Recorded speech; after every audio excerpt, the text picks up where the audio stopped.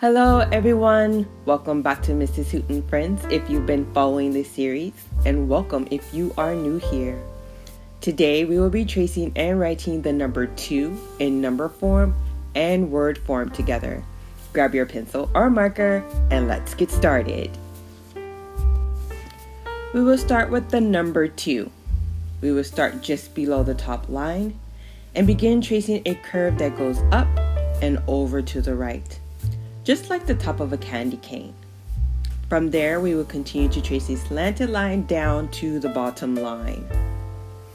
Next, we will trace a short horizontal line going from left to right.